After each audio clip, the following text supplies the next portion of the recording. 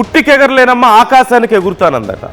సొంత దేశంలో జనం ఆకలితో చచ్చిపోతుంటే, కరువు కాటకాలతో అల్లాడుతుంటే, వాళ్ళకి తిండి పెట్టుకోలేని ఒక దేశం ఇప్పుడు ఏదో ఒక దేశం ఆపదలో ఉందని అక్కడికి కొన్ని ఫుడ్ ఐటమ్స్ అన్నీ వాళ్ళని సేవ్ చేయడానికి ప్రయత్నించిందట. చివరికి అది కూడా ఏంటి, ఒక పనికి మాలిన పని ఇక్కడ కూడా చేశారు. ఎప్పుడో సంవత్సరం క్రితం ఎక్స్పైర్ అయిపోయిన ఫుడ్స్ వాళ్ళకి పంపించారు.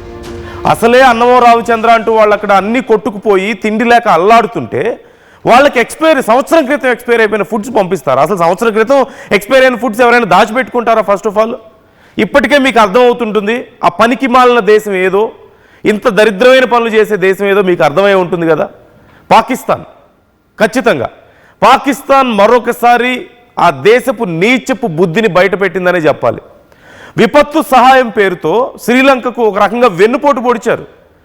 మిత్ర దేశాలను మోసం చేయడంలో హద్దులు దాటిందనే చెప్పాలి. తుఫాను ప్రభావిత శ్రీలంకకు విపత్తు సహాయం పంపించింది పాకిస్తాన్.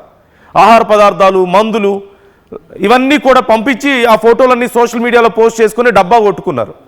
ఆహార పదార్థాలు, మందులు మేము పంపించామని చెప్పేసి అక్కడ ఏదో పెద్ద బిల్డప్ ఇచ్చే ప్రయత్నం చేశారు, మేము ఆదుకుంటున్నాం శ్రీలంకని చెప్పి. అయితే అసలు విషయం ఏంటంటే ఎక్స్పైర్ అయిపోయినటువంటి ఆహార పదార్థాలు, మందులు అక్కడికి పంపించారు వాళ్ళు. దాని మీద డేట్ ఏముందో తెలుసా? ఒక వారం రోజులో, లేదంటే ఒక 3 రోజులో, ఒక నెల రోజులు కూడా కాదు, సంవత్సరం 10వ నెల 2024 అని చెప్పింది ఎక్స్పైరీ డేటు.